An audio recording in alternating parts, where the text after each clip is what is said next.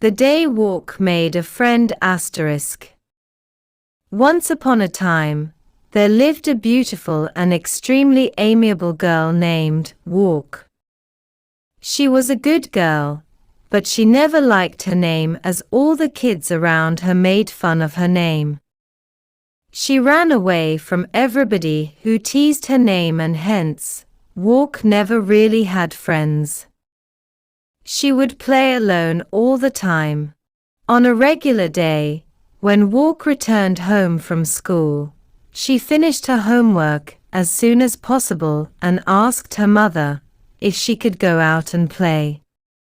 Her mother said yes, but warned her to not wander and go far away from home. Walk was happy that day. She went to her favorite spot near the river running just behind her house.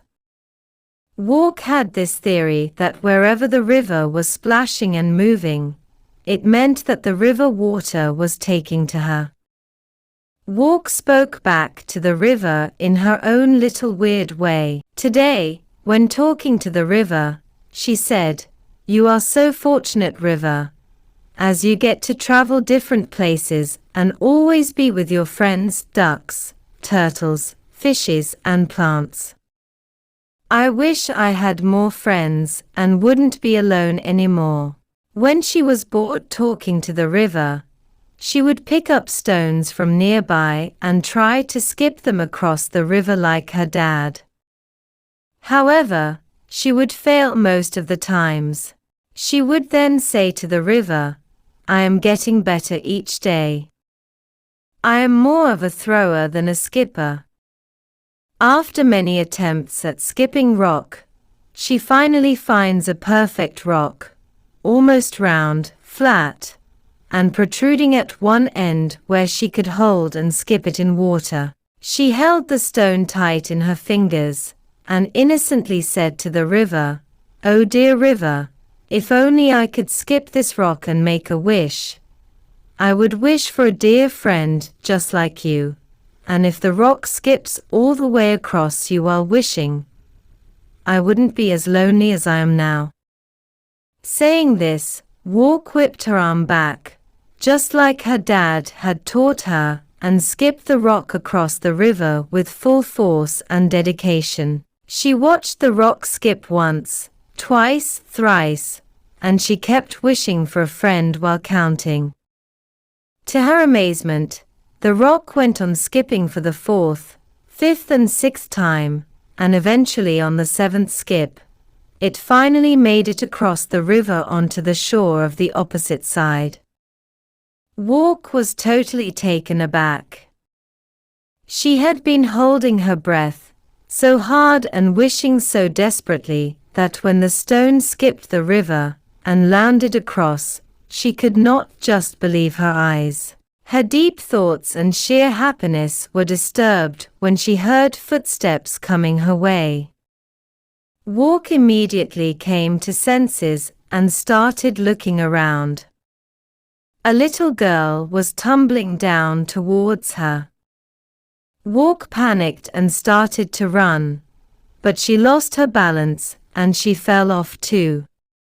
Rolling down towards the river, the unknown little girl and Walk fell almost on the same spot beside each other.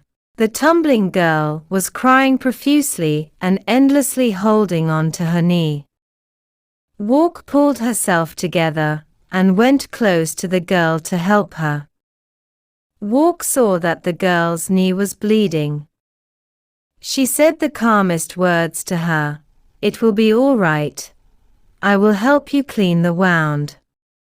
Walk took some water from the river, washed away the blood from the wound, tore a piece of cloth from her skirt, and tied it around the wound on the knee to cover the cut. She politely said to the girl, "My house is nearby, let me help you, my mother will take care of the wound." Walk helped the girl walk until her house. Once they both had reached Walk's house, Walk called out to her mother, "Mother, there is a girl with me and she fell down by the river. Her knee is cut and there is blood all over her dress. On hearing this, Walk's mother came running out of the kitchen with the first aid box. She made the little girl sit on a couch and started cleaning the wound. She cleaned her knee with an antiseptic and applied colorful bandages to lighten up the girl's face. She then inquired the girl, asking her where she lived. The girl promptly told Walk and her mother that she had just moved in a house probably next door. All the houses looked so similar that she mixed up the one she lived in. Walk gasped and felt a hint of joy think about her wish. The little girl looked at Walk and asked, "What is your name?" Walk was stunned and scared to tell her name, because she did not want the girl to make fun of her name like other kids. However, Walk's mother replied, "Her name is Walk and I am glad she could help you." On hearing this, the little girl began to laugh and almost happened to fall on the ground. Walk felt the pinch, and she was on the verge of breaking into tears. Walk closed her eyes and said to herself, "Is this the friend I get in return for my wish?" Just then, the girl stopped laughing and voluntarily said, "I am sorry for my manners, but it is absolutely funny as my name happens to be Run." Walk gave a surprised look to her new friend and almost broke into laughter herself.